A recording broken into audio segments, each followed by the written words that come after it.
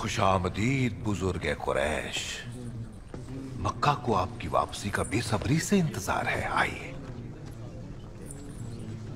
यहाँ के सारे बुजुर्ग आज भी सबसे ज्यादा आपका एहतराम करते हैं। इस्तकबाल अबू तालिब। वक्त बहुत कम है और मसले बहुत ज्यादा। मुख्तसर करने के लिए सबकी तरफ से मैं बात करूंगा। मक्का दिन ब दिन फैलता ही चला जा रहा है, मगर साथ ही मशहूर हस्तियां कम हो रही हैं। अभी कुछ बरसों पहले तक इस शहर में खदीजा जैसी अजीम कारोबारी थी। आपने कभी सोचा कि आज मोहम्मद कितनी ऊंचे मुकाम पर हो सकता था? इससे ऊंचा मुकाम और क्या होगा कि उसे अल्लाह ने चुना है। अबू तालिब, इस साल मक्का आने वालों में अच्छा खासा इजाफा हुआ है। बाकी मेहमानों से मैं आपको अलग ले आया क्योंकि एक राज है जो मैं सिर्फ आप ही को बता सकता हूँ। मेरा दिल मोहम्मद के दावत इस्लाम से रोशन हुआ है। बहरहाल मैं ये जानना चाहता हूँ कि इस्लाम कबूल करने के लिए वो अबू सुफियान को कितनी रकम दे सकता है? ईमान बिकने वाली चीज नहीं होती। अगर उसे अल्लाह ने चुना है तो मैं उसका मुरीद हो जाऊंगा। हम दोस्त बन जाएंगे। हमारी इस दोस्ती की खुशबू से पूरा मक्का महक उठेगा। मगर ईमान से अपना दिल बहलाया जा सकता है, पर किसी दूसरे के मजहब में खलल नहीं डाली जा सकती। अबू तालिब, क्या इन लोगों का कोई खुदा नहीं? क्या इनके कोई रस्म रिवाज नहीं? नामत गई है। अगर मोहम्मद उसके अल्लाह को उसके दिल में ही रखेगा तो वो इस शहर की दौलत और बरकत का हिस्सेदार बन सकता है। और आप भी अबू तालिब पहले की तरह अपनी अजीम शोहरत के हकदार बने रहिए और शहर का सबसे शानदार कारवां बनाइए। हाँ, तुम खूब जानते हो मुझे मक्का की दौलत का लालच मत दो, बल्कि तुम तो मुझे वो राज की बात बताओ जो कि नहीं बताई। इब्ने हर्ब। वो राज की बात?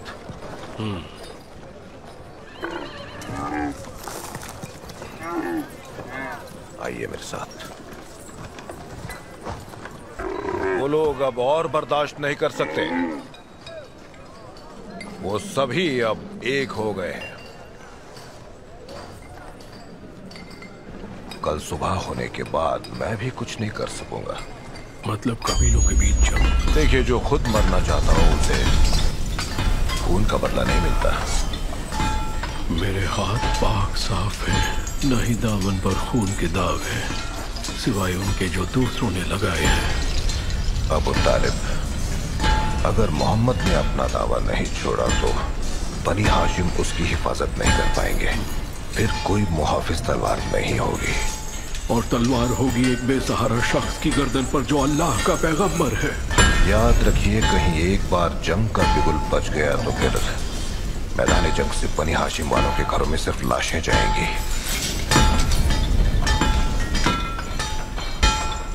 तुम्हारे पास सुबह तक का वक्त है।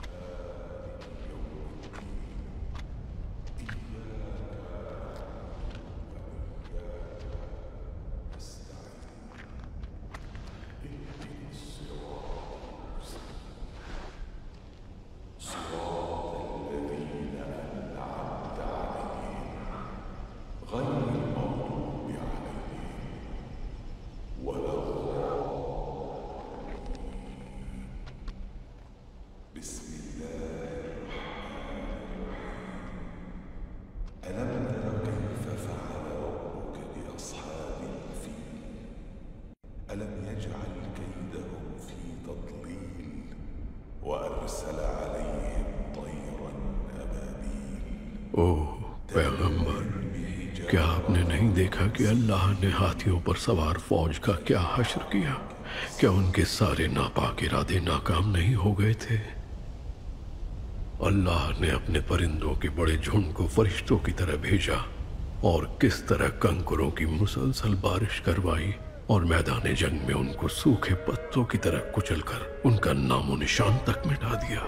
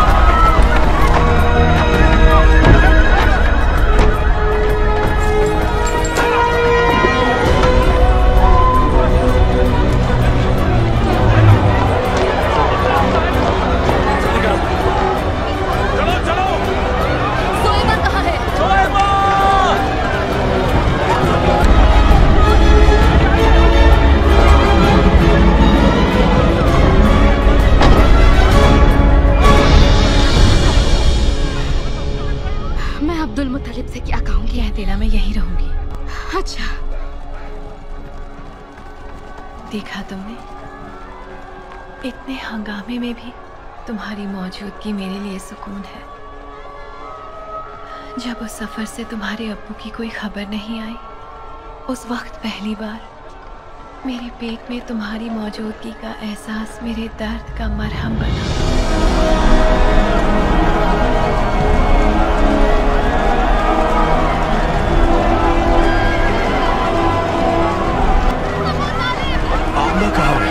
वो कह रही है वो यहीं रहेंगी। अब हम क्या करें? मुझे नहीं लगता एक हामला औरत के लिए पहाड़ियाँ महफूज है। मेरे भाई ने उसे मेरी हिफाजत में छोड़ा था, उसे अकेले मत छोड़ो, जाओ जल्दी। अबू तालिब, अबू तालिब, तुम यहाँ शहर में क्या कर रहे हो? ये जख्म तुम्हें कैसे लगा? हाथी सवार फौज हमारे अब्बू के सारे ऊँट ले गए। ताइफ के बुजुर्गों ने रहम की दरख्वास्त की है। क्या वो इतने नजदीक आ चुके हैं? उन्होंने मोगमास में डेरा डाला है। मैं उदैल और शाहिद के साथ था, उन्हें गिरफ्तार कर लिया गया है। अब्बू कहाँ हैं? मैं अभी आता हूँ।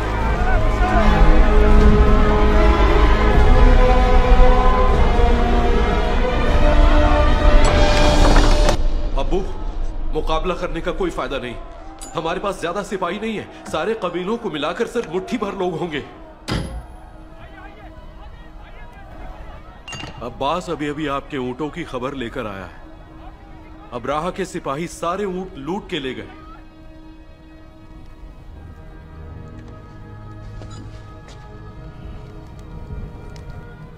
आमना कहाँ पर है? वो यहीं रुकेंगी। मैंने फातिमा को उनकी देखभाल के लिए कहा है।